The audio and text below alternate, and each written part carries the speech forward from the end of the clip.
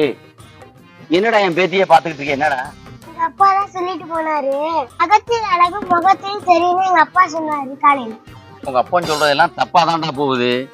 அதெல்லாம் எங்க காலத்துல சரி அப்படிதான் சொல்றானே, உனக்கு விளக்கமா சொல்றானா?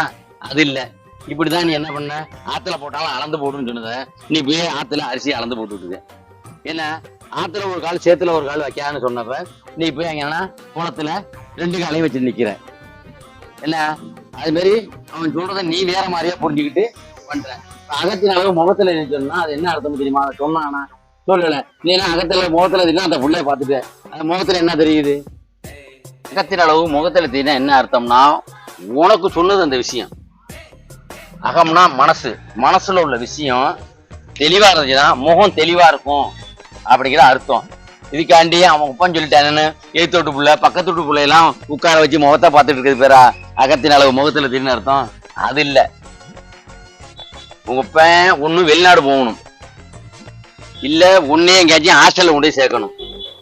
அப்போ நம்ம ஒண்ணும் பண்றதுக்கு இங்க நாங்க இருக்க முடியல. எதாவது ஒண்ணுலாம் நான் வந்து உன்னை பாக்குற மாதிரி ஆகி போயிருது, புரியுதா? இல்லாட்டினா நாங்க இந்த ஊரை விட்டு காலி பண்ணி போவோம்.